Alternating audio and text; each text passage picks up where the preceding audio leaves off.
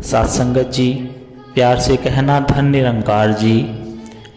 स्वागत है आप सभी का हमारे YouTube चैनल सोना इंस्पायर विचार पर। इस वीडियो की शुरुआत करने से पहले दास आपसे हाथ जोड़कर एक भावपूर्ण निवेदन करना चाहता है। हमारा उद्देश्य आपके जीवन में सकारात्मक शांति और प्रेरणा का संचार करना है। हर रोज हम आपके लिए एक नई प्रेरणादायक वीडियो लाते हैं।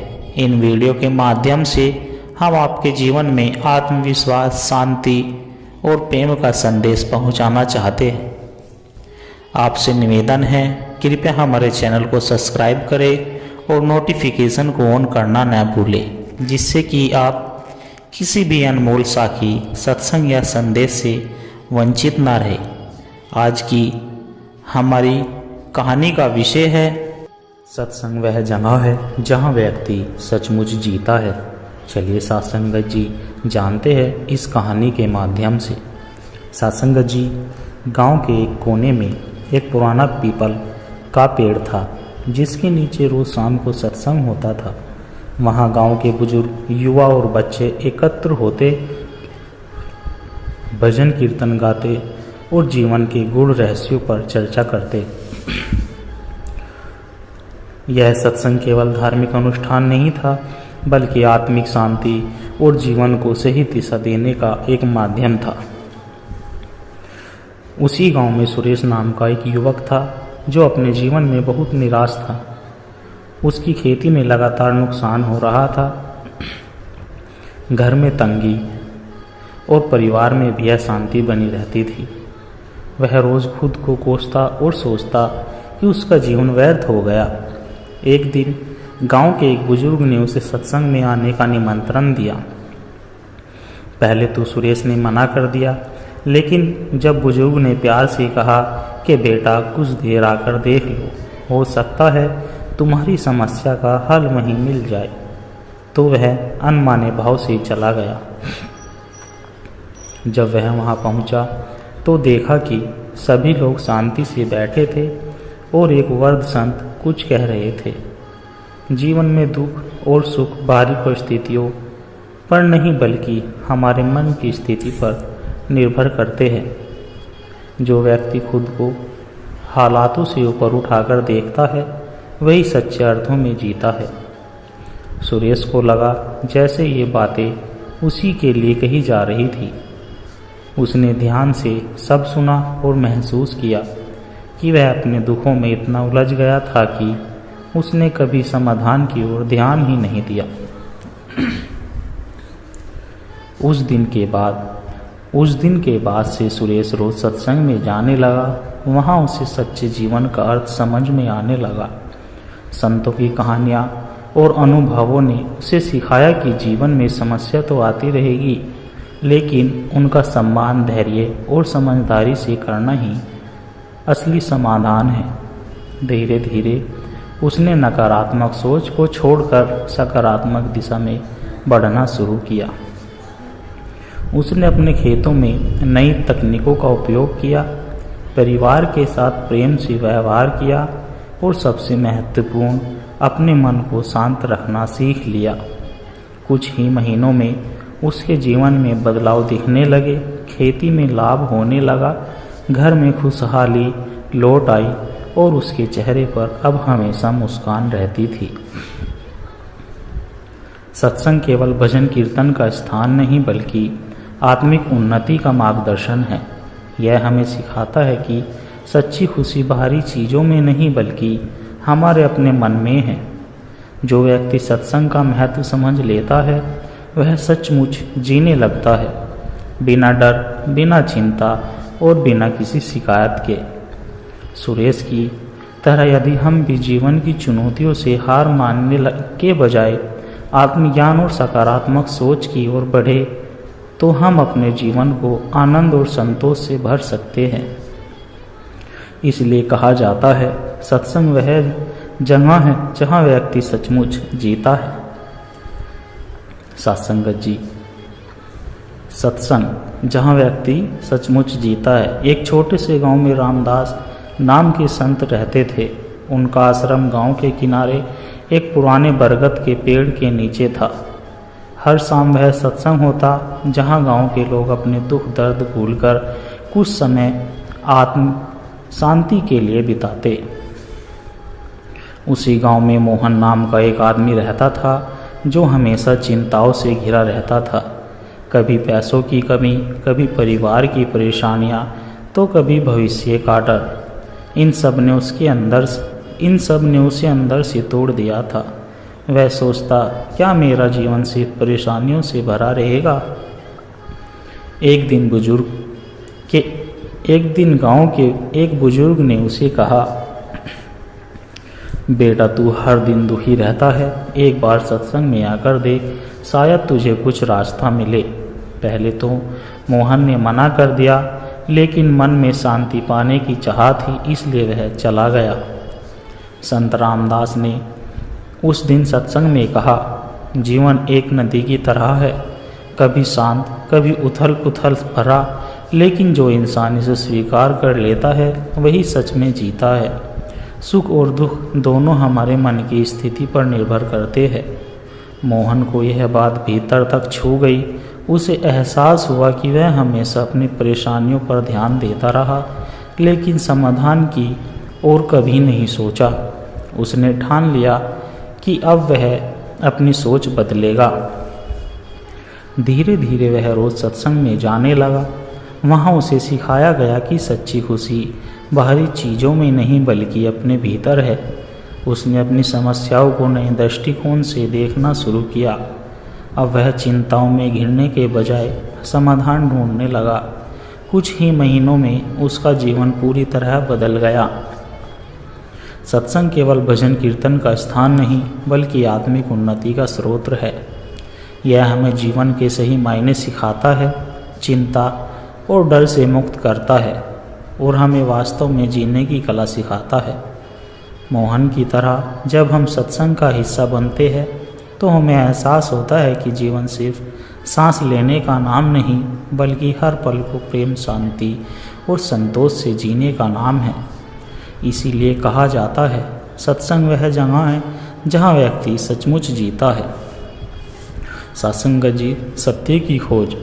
गंगा के किनारे बस एक छोटा सा गांव था जिसका नाम आनंदपुर। यह गांव प्रकृति सौंदर्य से भरपूर था, लेकिन वहां के लोगों का जीवन उतना ही संघर्षमय था। इसी गांव में एक युवक रहता था जिसका नाम अरविंद था। वह बहुत बुद्धिमान था, लेकिन उसके मन में हमेशा एक सवाल घूमता रहता, सत्य क्या है, जीवन का असली उद्देश्य क्या है। अरविंद के पिता गांव के एक साधारण किसान थे, लेकिन बेटे की बेचैनी को समझते थे। एक दिन उन्होंने कहा, बेटा यदि तुझे जीवन का सत्य खोजना है तो तुझे स्वयं इसकी तलाश करनी होगी। किताबें और उपदेश इसे समझने में मदद कर सकते हैं, लेकिन जब तक तू खुद इस राह पर नहीं चलेगा तब तक तुझे इसका अनुभव नहीं होगा।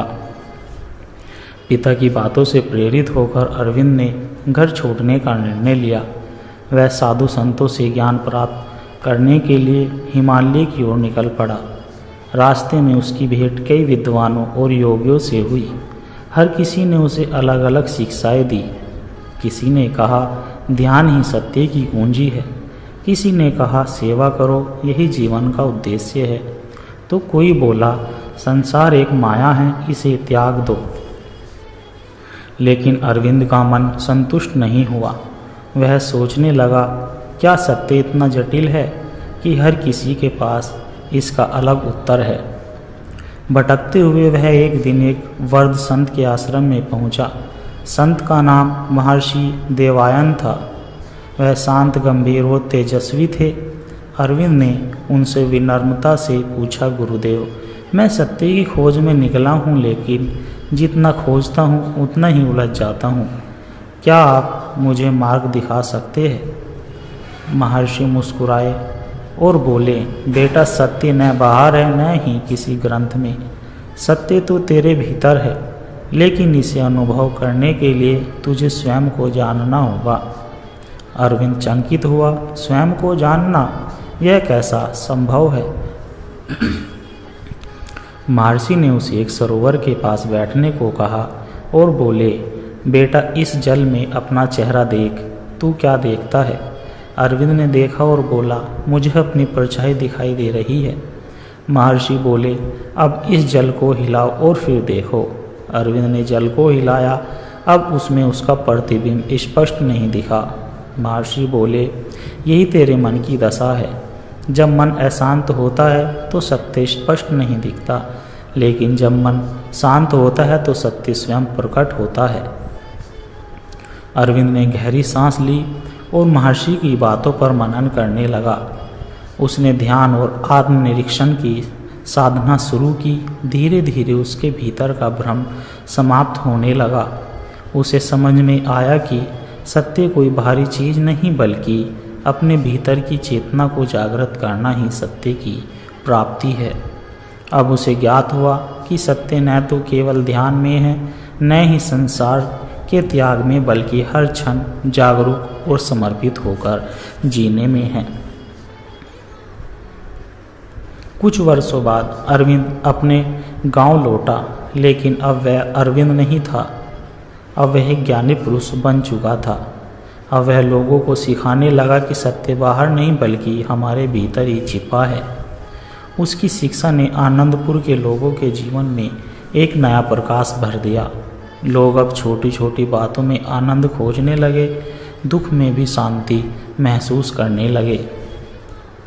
अरविंद की यह यात्रा हमें सिखाती है सत्संगत जी, जब मन भीतर से शांत होगा तभी हम जीवन के असली अर्थ को समझ सकेंगे।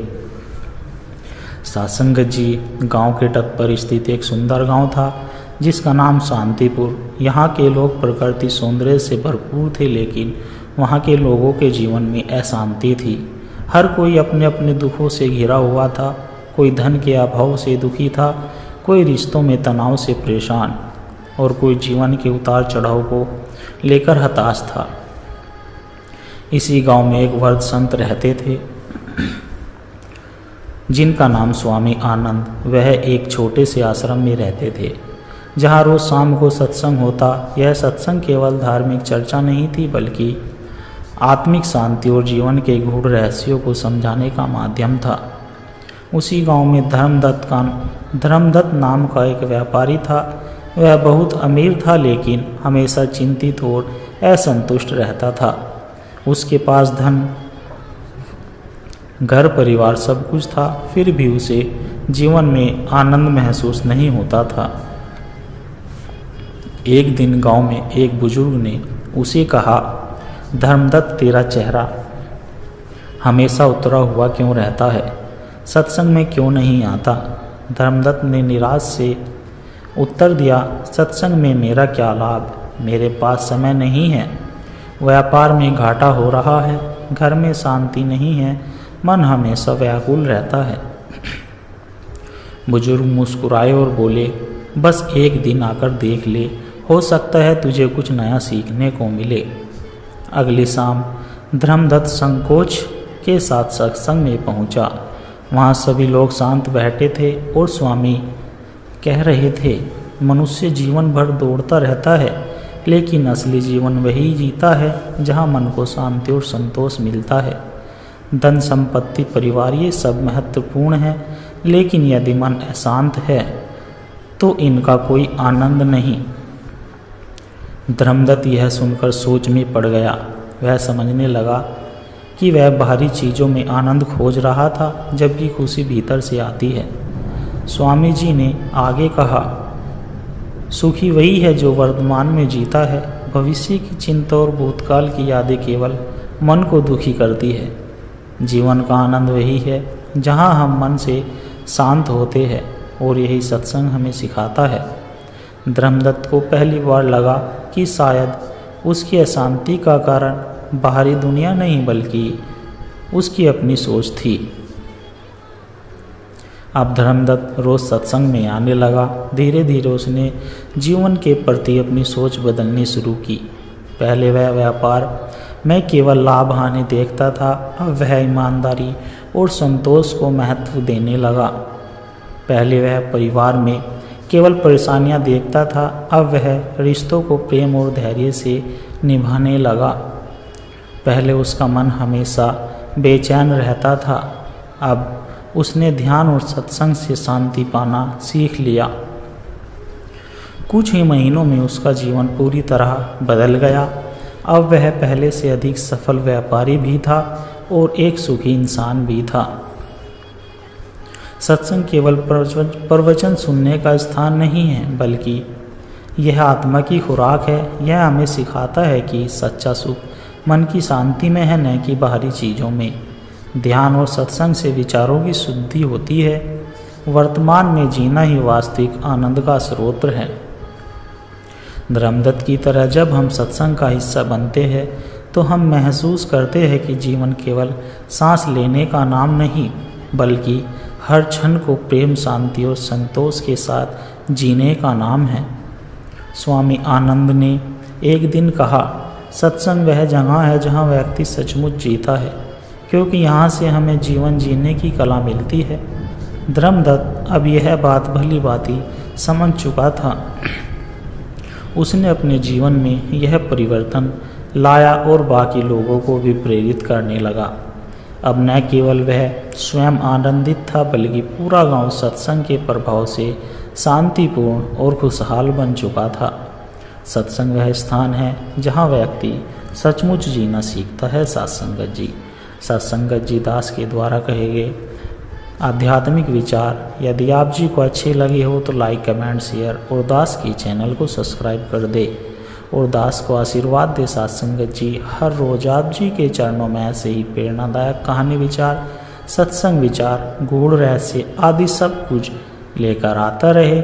सत्संगत जी बड़े प्यार के साथ बोलना जी। धन निरंकार जी।